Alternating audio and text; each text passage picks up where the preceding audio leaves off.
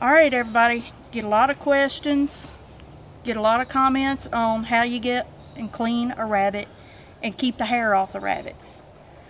Just cleaned one. There is no hair on that rabbit. I'm still outside. I'm going to show you step by step how we did it. 3 tools. A simple, simple little pocket knife, sharpened well. A larger knife for cutting the neck bone. And shears. As for cutting the leg bones. That's all we use it for. This is the hide. This is how it's going to come off. No hair on the meat. We always save the ears for dog treats. So let's go get a rabbit and I'll show you how to pick it up, hold it, and break its neck with no problems. So let's go pick the next candidate.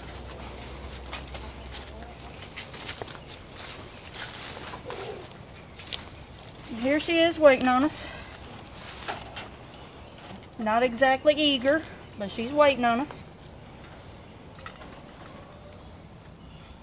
It's perfectly fine. Does not bruise the meat to grab them by the scruff of the neck so you don't get scratched up. But you see she's kicking. You need to grab them by the ears and by the haunch. Get a good grip, good strong grip.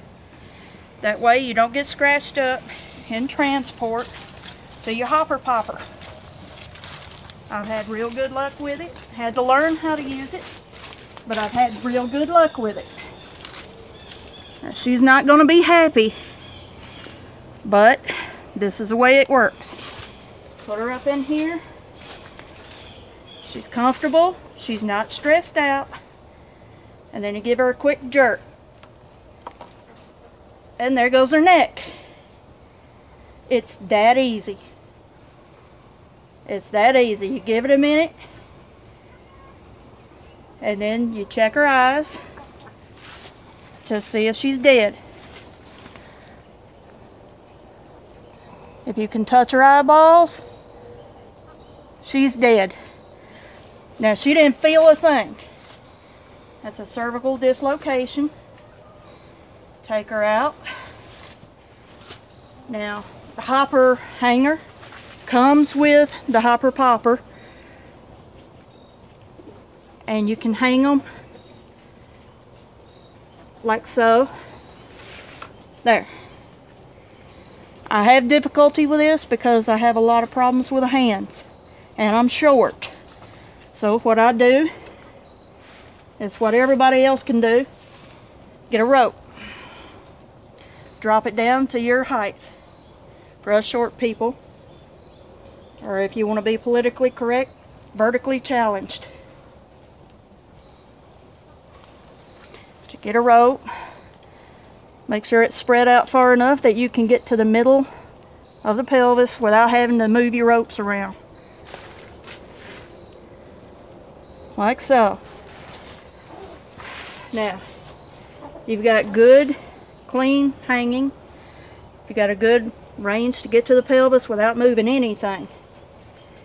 The first thing I do, since I save the ears for dog treats, I get the bigger knife. I get her ears, and I just come back here and cut the ears off. Now, if you save skulls, this would be a good time to skin your skulls. Rabbit ears for dog treats. All you have to do is dehydrate them for about 6 to 8 hours. And now we get our simple little souvenir pocket knife and we start skinning.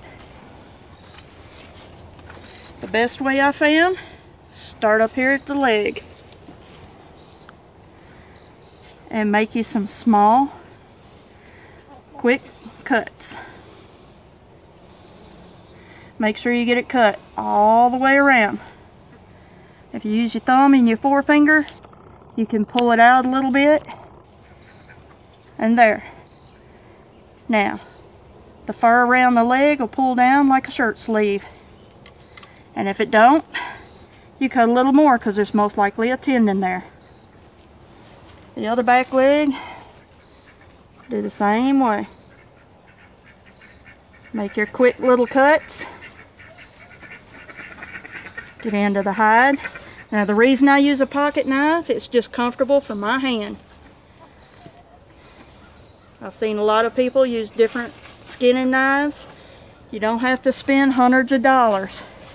This costs $20. So, souvenir. And it was just a souvenir pocket knife.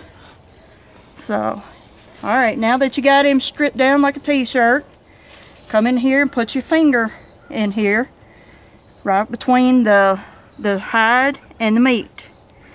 Turn your pocket knife blade away. Alright, and then you slit the hide. Don't go deep enough to pierce the bowel cavity. You repeat with the other leg. Let them meet in the middle. That way you'll get the best part of fur if you're intent on cleaning fur later. And yeah, we have some poo pellets. You have to watch for them. Don't let them get on your meat.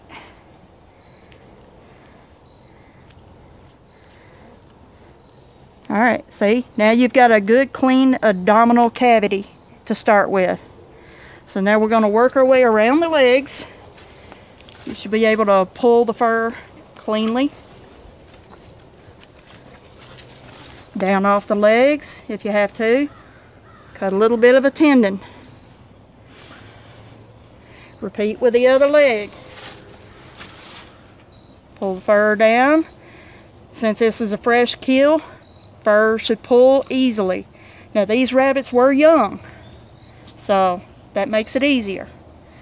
Now what you want to do is you take both hands and make sure that you can pierce with your hand in the middle. And it pulls the fur loose from the back all the way up to the tailbone. Now notice I ain't cut the tail off yet, but there's a reason. I come into the middle from the back, grab the tail fur. Now see, I want to make a point. You ain't got no fur on your meat at this point. You have no fur on the meat. You ain't got to pull no fur off the meat later. Cut into the pelvis on both sides.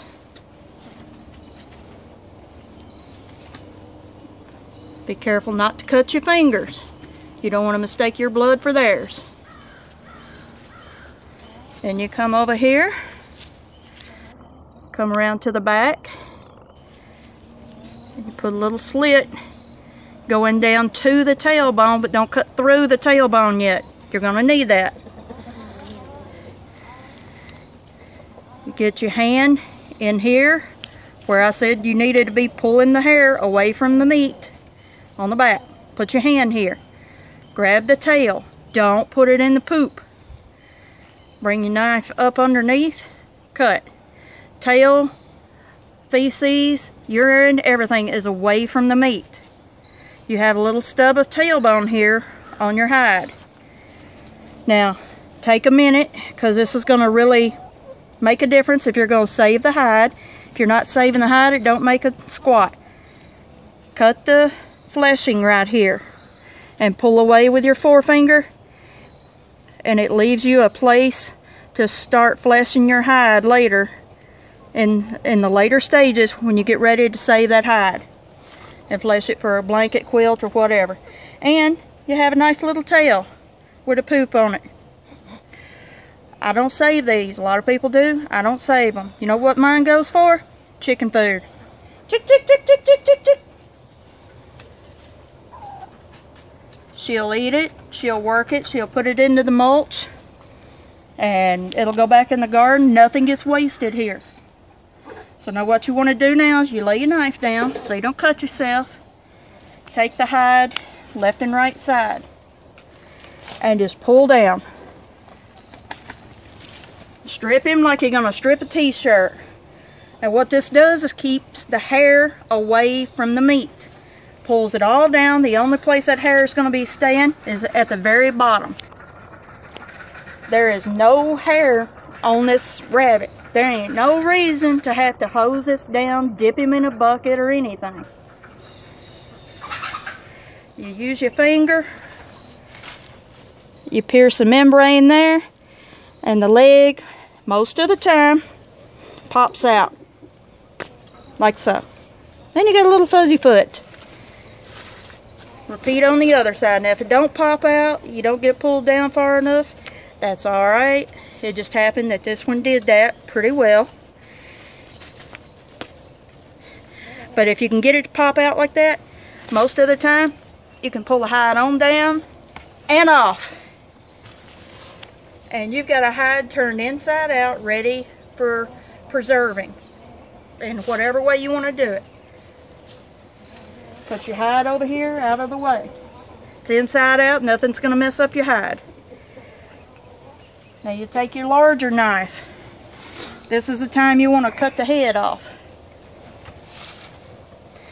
Come in here, put your finger, your forefinger, and your thumb around his jawbone. Pull downward. You're gonna want to do that. Pull downward to put tension on it. Make that cut. Now at this point, he's already bled out through where I've cut his ears off. So all you're doing is cutting through some flesh. It's not anything you're going to want to keep. Cut all the way around the neck. There should be no more bleed out to do at this point. Put the blade between the vertebra, push down with the blade, pull up with a twist, and you've got your head off. Now if you're going to save heads, it's a good time to save it.